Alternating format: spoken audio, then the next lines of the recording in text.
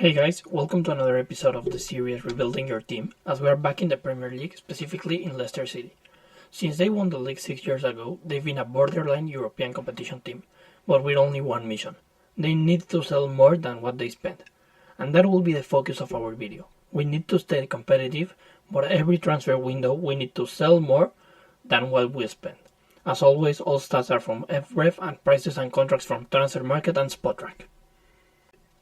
As I said, we need to sell. And looking at this squad, we have 3 right backs. And we just need to. So, we have James Justin that's good and young and will rotate the spot. And we're choosing Ricardo Pereira or Timothy Castagne. In the 2021-22 season, Pereira has more expected assists with 1.2 against 1.4 only. Pereira has a better completion percentage in short, medium passes, but Castagne wins in the long ones. Pereira also has 2.21 shot creating actions per 90, and Castagne only has 1 per 90. So offensively, we can clearly see that Pereira is the better player. Both defensively are around 50% against the dribble, and Pereira is better at the pressure with a 4% more pressure rate. Castagne has 4.4 blocks plus interceptions per 90, and Pereira also wins there with 6.7. We can see that on both sides of the ball, Pereira is better. So we're selling Timothy Castagne for 32 million. Now for our second sell, don't get me wrong, I love how Youri Tielemans plays, but there has been a lot of reports of him wanting out. So we're selling him before his contract expires in 2023, as we can get a little bit over 60 million for him at exactly 62. He's a great player and he knows it and wants to make a leap to a better team. So we will let him, but we're getting some money in exchange. The final sell of the first year will be Kelechi Iheanacho, as he has just not lived up to expectations he has since arrived from City. I know he usually doesn't start or even play 90 minutes, but in 16 matches he has 2 goals and 2.2 expected assists. He's also not the best passer with 82 in short passer, 80 in medium passing and 46 in long passing. So he's not the best there. He does have 3.3 shot creating actions and 0.84 goal creating actions per 90. Those both are improvements over last season and are not bad at all. He also has negative goals minus expected goals with minus 0.8. So this basically means he's not the best finisher. So we're making 22 million by selling him to whoever pays for him. We're also letting go Johnny Evans for 5 million and Jakupovic for free. This will give us a total of 138 million. Our first move will be to activate Ademola Luxman buy option. It's only 20 million or 22 million, something around there, there's not a specific number. But he won't be starting for us, he's more of a rotation piece. At Leicester this year he has 6 goals on 3.8 expected goals, while also having 2.1 expected assists. He's a good passer with 87 short passing, 76 in medium and 48 in longs. Yeah, I know the long passes aren't the best, but we don't care as he's a winger. He has 2.71 shot creating actions per 90, which is not bad, but for the minutes he plays, it's not great. His best attribute by far is dribbling, as he's successful 60% of the time. He's a great sub and a good rotation player as he's still young, and will continue to develop. As we sold Youri Tielemans, we need a starter to plug in there and help Maddison and Ndidi. That's why we're going for Portuguese star Renato Sanches. After a breakout in the Euro 2016 and signing with Bayern, he failed to live expectations. Went to Swansea where he was also not great. Then he went to Lille and has been great since then. So far this season he has 2 goals and 3.2 expected assists, but we don't care about that as much. He's a good passer with 87 completion percentage in short passing, 86 in the medium and 67. But the main areas we're focusing is where he's great. He has 4.58 shot creating actions per 90, that's an elite level. He also has a 74 success in dribbling and has almost 8 progressive carries per 90, that's also elite level. He's not bad or great defensively, but as he has good positioning, but he's bad in the 1v1, so he's like around average defensively. We're paying 34 million to Lille to get him. Our final signing will be a winger in West Ham's Jarod Bowen. He was not a starter until last year, but he has been great since. This year alone he has 9 goals and 6.8 expected assists. He contributes a lot in that offense coming out of the flanks. He can play on both wings, but I think he's better on the right. He's not the best passer with 81 in short passing, 73 in medium and 50 on the long passing. He has 3.05 shot creating actions per 90, a 40% dribble success and 6 progressive carries per 90. So we're getting 40 million for him as he's one of the David Moyes' favorite players and will cost a little bit to convince him. For this season we only need to renew one player in our backup centre-back Daniel Amartey. He's young and he has been solid for us when we have some injuries in the back line, so we're keeping him for 4 more years. As I said, the focus of this video is to spend less than what we sell. So this year we spent around 104 million in transfers plus 2 million in renewing Amartey's contract, but sold players for 138 million. This gives us a 32 million profit overall. So it's a solid transfer window for us, as we didn't get a lot worse. Actually, I think we did improve a little bit and got net profit. As for our lineup, we're going to use a 4-3-3 with Schmeichel at goal, Pereira and Bertrand as fullbacks, Soyuncu and Fonfanda as centre-backs. Our midfield will have Ndidi as more defensive-minded, and Renato next to Maddison to generate play. Our front three will have Harvey Barnes, Jarod Bowen and of course Jamie Vardy up top. This team is good enough to crack the top 6 and have some European competitions next season. The 23 transfer window will be a tough one, as we need to let go of 2 club legends in Jamie Vardy and Kasper Schmeichel. They simply are not what they used to. They are injured a lot, specifically Jamie Vardy, and have their contracts expiring. They both turned 36 for this summer, so we will need to say goodbye to these 2 legends and huge part of that title run. We are also selling someone that could be considered somewhat of a recent club icon in James Maddison. He has expressed a lot how he wants to leave and has been linked to a lot of clubs, specifically Arsenal. So we're selling him for 75 million, as we're used to these teams selling their big stars when their market value is higher than ever. We saw it with Mahrez, Kanté, Maguire, Chilwell, and now add to that list James Maddison.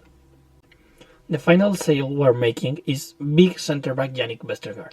He came only to cover Fofana's injury, and as he will be back, we're selling him because he's no longer for use to us. At the end, we're getting 116 million for all these 4 sales. Well, actually 2 sales plus the contracts of the 2 that left for free. Our first signing will be the Wolves goalkeeper Josessa. He's been a top 3 goalkeeper in the Premier League this year. He has only allowed 18 goals in 26.1 post-shot expected goals, so he has topped 8 goals more than he should have. He's a great shot stopper, and at the end that's what we care about in a goalkeeper. We're paying Wolves their 9 million for that 30-year-old goalkeeper, as he's valued right now. After letting Jamie Vardy go, we need a new number 9, and we're going for Dortmund Daniel Malen. He has 4 goals in 3.3 expected goals this year and 3.6 assists. He has played in the wing and up top because of Haaland's injury.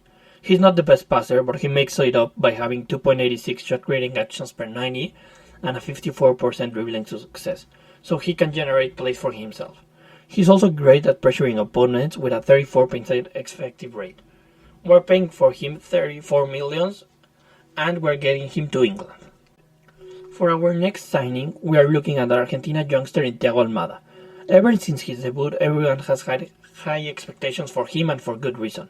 In the 2021 season, he had 4 goals and 9.78 expected assists. He has 6.74 shot creating action and 56% dribble success. So yeah, he's great. I know this is the Argentinian league, but it's still good. He's just 22 and can play on the wing, specifically the right one, behind the striker, or even as a center midfielder with an offensive mindset. We're paying 23 million for him, as he's good now and will keep improving. Our final signing will help improve our defense as we get Jean-Claire Todibo from Nice. He has 4.5 tackles plus interceptions per 90 and stops 55% of the dribbles against him. He's great on the air, winning 60% of aerial duels. Barcelona signed him like 3 years ago, I think, with huge expectations. Went on loan on Nice and they loved him there. So we're paying for him, and he's cheap also because he has had some injuries concern. So we're paying 20 million for him to be our last signing. This year we need to renew 2 players, and we will start with Hamza Chowdhury. He has been key in rotation for our team. And as we have 4 competitions in total, we need him around. So we're extending him for 4 more years. Our final renewal will be our starting center back in Kaglar Soyuncu. We need him around as he has been a great player when he's healthy.